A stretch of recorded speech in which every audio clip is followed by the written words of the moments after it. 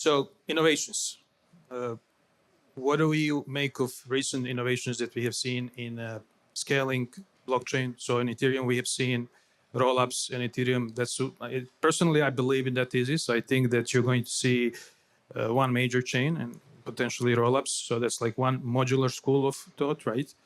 How you can scale the blockchain. So we have seen this in activity when it comes to Ethereum rollups, including my company. We launched a rollup solution recently. It looks very promising, although the transactions per second, it's still, maybe it's like multiples of Ethereum, but it's not where it needs to be. What's your thesis in terms of scalability and some of the innovations that you're seeing, and how do you see that unfolding eventually? Yeah, and I can start since I'm the one who runs the private fund. But listen, I think the conversation around Ethereum scaling has been happening for a long time. And in 2021, that came to a head because people were having a hard time transacting on ETH Layer 1, in part because there was a lot of retail speculation, there was NFT trading, et cetera, right? And so gas fees were such that you were paying a really high fee per transaction that didn't make any sense for an institution.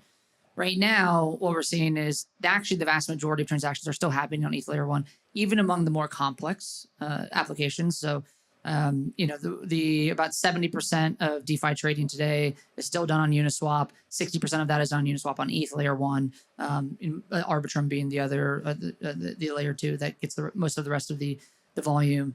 Most of the NFT trading is done on ETH Layer 1 through Blur. I actually saw that yesterday was the first day Blur ever had more traders than OpenSea. And so it hasn't necessarily been it's been part of the conversation. It hasn't been something that has necessarily come to a head in terms of usership or applications.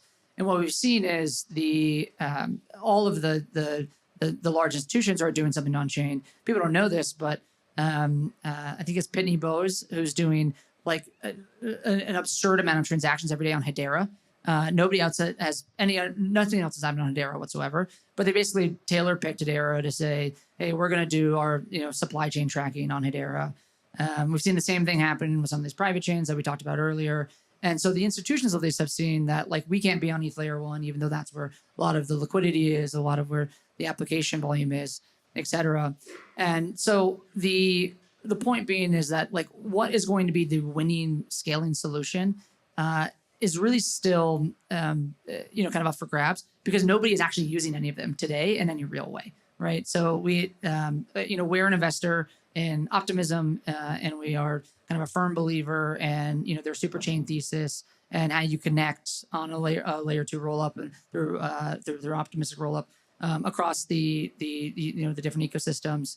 But we're also a big investor in a zero knowledge proof roll-up called Matter Labs, which is 𝐒𝐞𝐫𝐢𝐞𝐬.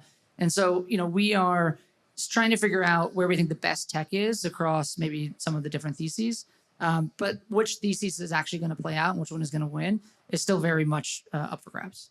Final thoughts. We're kind of running out of time. But yeah, maybe just to add to that, I think that we're seeing a lot more practical use cases now. And I think they're understood better. We've seen a lot of the traditional industry go to the crypto industry and then go back to the traditional industry now, just due to turnover and economic conditions. So you've got a lot more experience in traditional companies now that actually know the topics. So I hear use cases that make sense. I think going forward, when we do see failures, because of course there always will be them, they will be more execution failures, and they won't be the technology or missed use cases.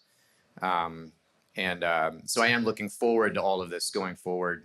As compared to 2018, let's say, I think most of the conversations that I'd have, the use cases just didn't even make sense and they weren't realistic. So, we have now come a full cycle from when that was the case.